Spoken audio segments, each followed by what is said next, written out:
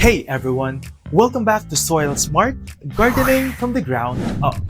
I am Josh from Sprout Philippines and Yabong, Pilipinas, here for Omaha Gardening, helping you understand the science behind better gardening, from Nebraska to anywhere in the world. In episode 1, we learned that the soil is alive. It is a mix of minerals, organic matter, air, and water. But have you ever wondered how soil actually forms? Soil doesn't just appear overnight. It develops slowly over hundreds or even thousands of years as nature's forces work together.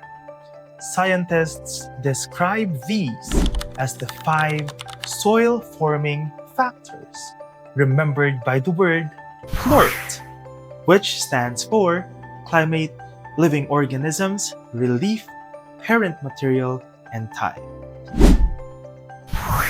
Let's break them down in simple terms, starting with C for climate. Climate is the most powerful force shaping soil. Temperature and rainfall control how rocks break down and how organic matter forms and decays. In Omaha, you experience cold winters, warm summers, and moderate rainfall.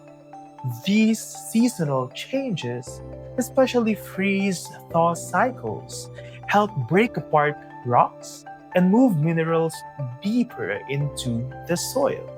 Over time, that builds rich, fertile ground. In tropical regions like the Philippines, constant warmth and heavy rainfall speed up decomposition but can also wash away nutrients, leading to red, iron-rich soils. In deserts, the lack of moisture slows everything down, leaving thin, dry soils.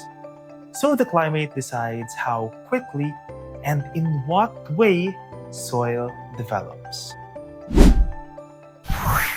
Next, we have LO, which stands for living organisms.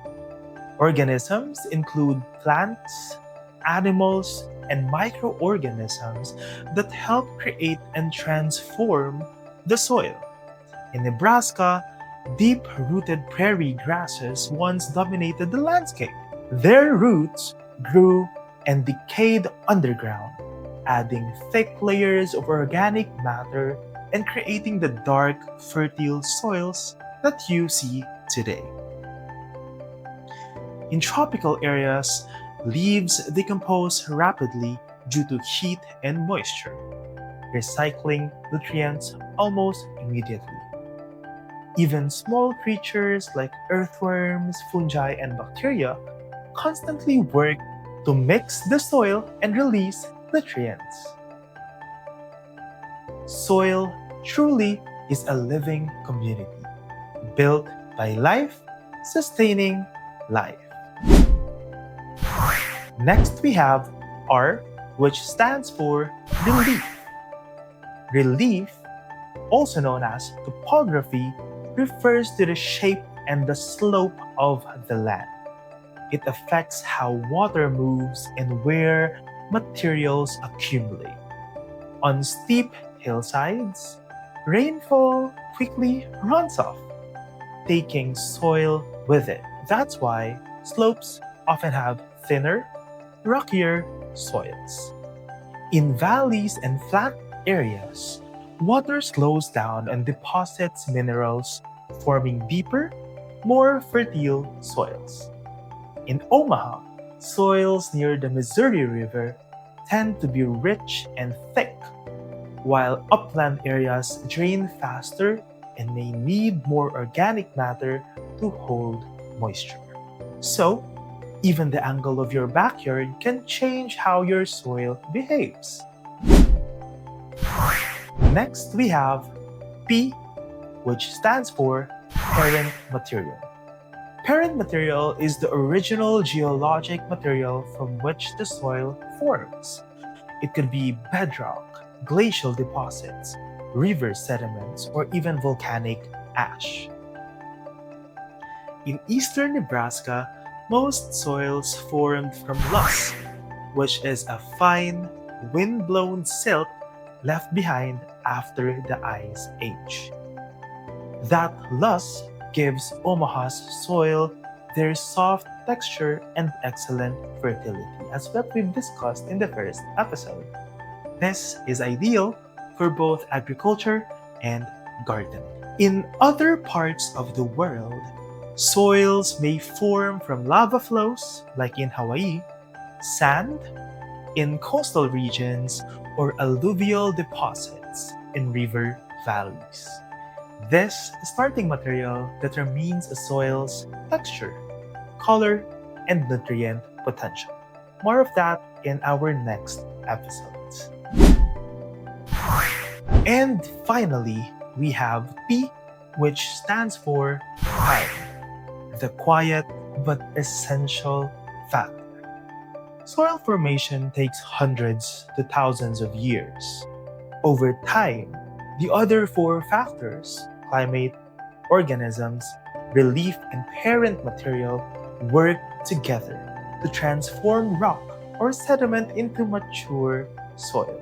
Older soils usually have more distinct layers, more structure, and more weathered minerals.